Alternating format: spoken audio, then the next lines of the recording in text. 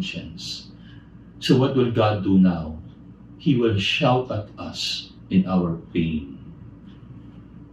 At alam niyo, ang ganda ng sinabi ni C.S. Lewis. Sabi niya, we can ignore pleasure, but pain, it demands that it be attended to. Totoo naman, di ba? When things are going on well, ang dali nating nalilimutan ng Panginoon. Pero kapag ang mga bagay-bagay ay nagkakagulo na, ayun, naaalala natin ang Panginoon. Ganun ang pain eh. Hindi mo yan pwedeng i-ignore. When pain comes to you, it demands that it be attended to. Alam niyo, kagabi nung nagninilay ako dito, lalabas dito ang edad ko. Pero when I was younger, I remember a song by Rico J. Puno. I am sure kilala niyo si Rico J. Puno.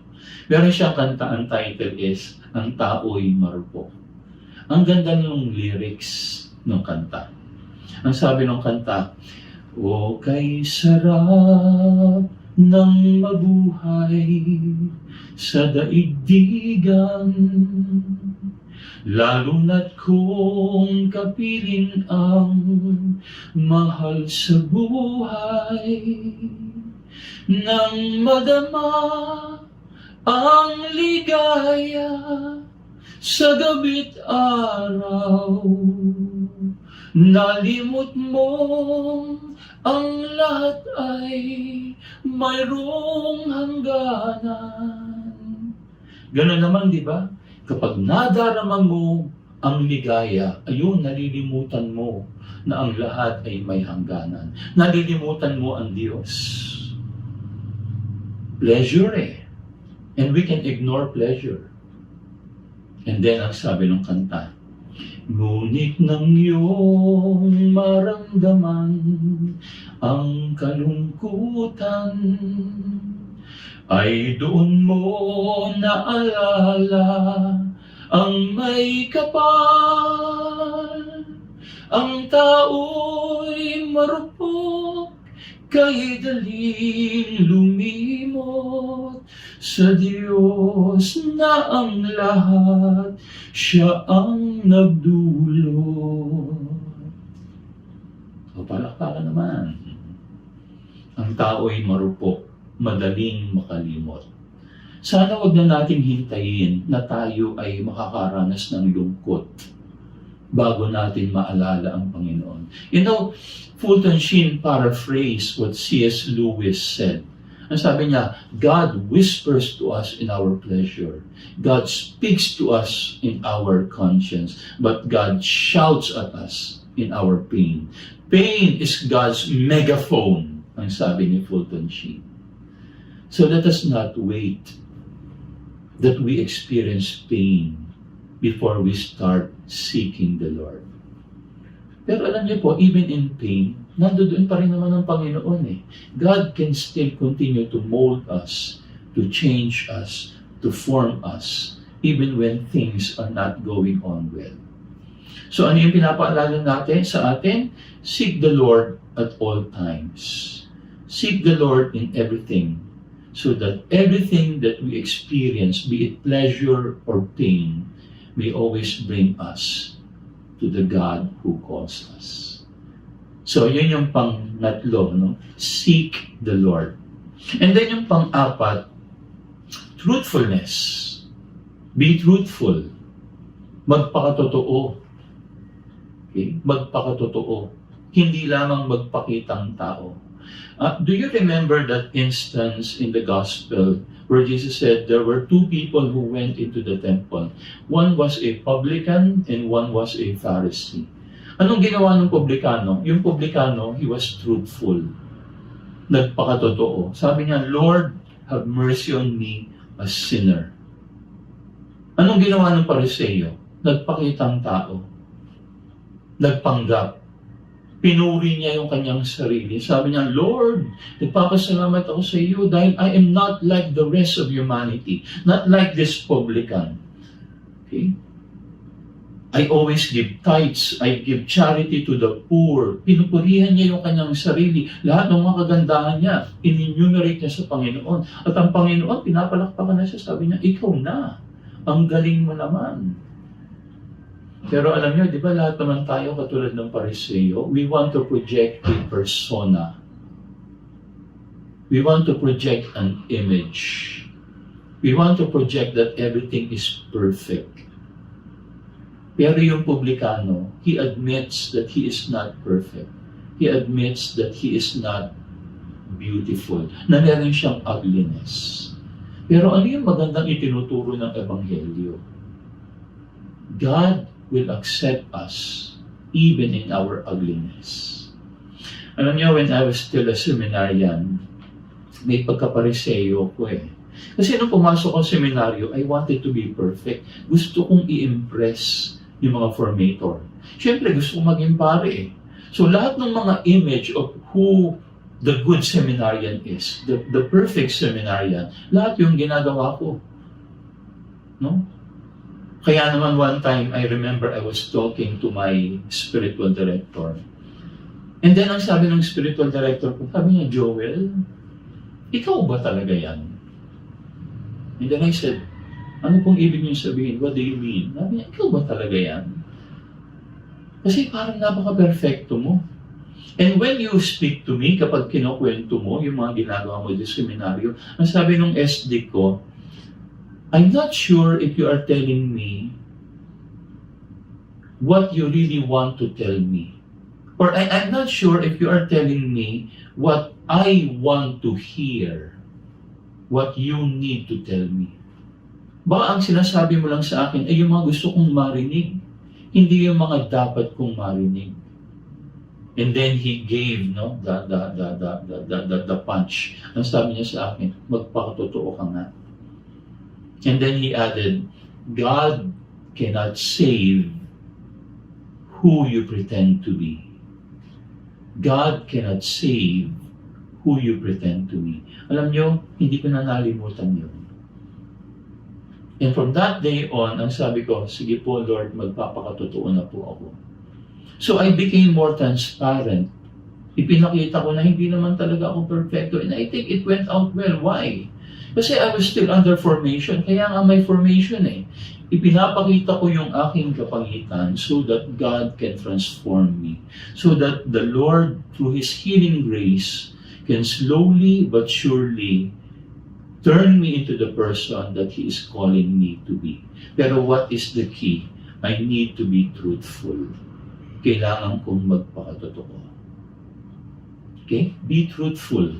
Ipakita natin sa Panginoon kung sino talaga tayo. And even in your relationship with one another, in your relationship with your spouses, ganun din, di ba? Magpakatotoo tayo. Ipakita natin yung ating kahinaan. Because part of the goal of marriage life is to help one another grow in our imperfections. To help one another overcome our imperfections. So, magpakatotoo po tayo. Huwag magpakitang tao. Okay? So yun po yung apat na points that I would like to share with you. What does it mean to cast all our worries to the Lord? Number 1, celebrate His presence. Pangalawa, anticipate the goodness of God. Pangatlo, seek God with all of your heart. And then pang-apat, be truthful. So cast all your worries to the Lord. And then, to whom do we cast all our worries? We cast all our worries to the risen one. Why? Because the risen one is the only one who has the power to turn our burdens into blessing. Now, how do we encounter the risen one? How do we encounter the risen one? 5 points. And I would also like to use again the word risen. Ano ba yung dapat nating gawin so that we can encounter the risen one? Like Mary Magdalene on the morning of the resurrection, what should we do so that we can encounter the risen one? Okay, number 1, relocate. Relocate. And what do I mean by relocate? Relocate your attention from your situation to your salvation. Relocate your situation from your situation to to your salvation. On the morning of the resurrection, when Mary Magdalene went to the tomb, the risen one appeared to her, but she did not recognize him. Now, why did she not recognize the Lord? Because her attention was fixed on her situation. Nalulungkot ako. I am disappointed. I am discouraged. I am sad. I am depleted. I am depressed. And because her attention was focused on her situation, hindi niya nakilala ang Panginoon. My dear friends, that is also what we need to do right now. COVID-19 pandemic. Ang invitation ko is, nasaan yung ating attention ngayon? Where are we fixing our attention? Is our attention fixed on our situation? Or can we fix it also on our salvation? Baka magandang ganun ang gawin natin. Huwag tayong magpalamon doon sa takot na nararamdaman natin ngayon. Let us not fix our attention on what is happening right now. I do not mean ignore it, but I'm just saying do not fix your attention on what is happening right now. Let us also fix our attention on the promised salvation that God will give us. And I think when we do that, that will help us experience a sort of resurrection even in our own life right now, even in our situation right now. So yun yung una, relocate. Relocate your attention from your situation to your salvation. Pangalawa, innovate. Innovate. Ano bang ibig sabihin ng innovate? Innovate, ibig sabihin, huwag ka lang patalo doon sa nangyayari sa iyo ngayon. Use your creativity, no? Be innovative. Kaya nga, innovate, no? Now, when God created the world, He created the world out of nothing. And we are created in the image of God. So, ibig sabihin, meron din tayong kakayahan to create something out of nothing. Kaya yun yung pangalawang challenge ko, be innovative. Innovate. And during this time of crisis, COVID-19 pandemic, what can we do as a form of innovation? Meron akong tatlong mungkahi. Number one, turn your inactivity to creativity. Turn your inactivity to creativity. Kasi ngayon, naka-quarantine tayo eh. All of us are inactive. So baka maganda gawin natin, turn your inactivity to creativity. Huwag ka lang mag-Netflix binging. Baka naman itong buong panahon ng COVID-19 pandemic, ang ginawa mo lang mag-Netflix. Ang ginawa mo lang manood ng HBO. Is that the only achievement that you can say that I was able to do during the quarantine of COVID-19? Baka naman magandang we can be also creative. Okay? Maybe you can develop a new hobby. No? Yung mga mothers here, maybe you can learn a new menu. Baka pwede mong i-update yung iyong cooking skills para madagdagan naman yung mga menu na alam mong niluluto mo. Yung mga tatay dito, maybe it is time to look around. Is there something that needs fixing in our house? Or maybe you can learn gardening kung meron kayong little plot of land in your home. Para pwede kang makapagtanim, no? And then yung tanim ninyo, later on, you can use it as a source of food. Be creative. Maybe you can develop your intellectual life. Ngayong panahon ng quarantine, I set aside 2 books which I plan to read. So natapos ko lang basahin yung isa, meron pang isa. Kasi sinasabi ko, ito na yung pagkakataong binibigay sa akin. Now I can read the books that I want to read. So develop your intellectual life. Maybe you can also develop your artistic side.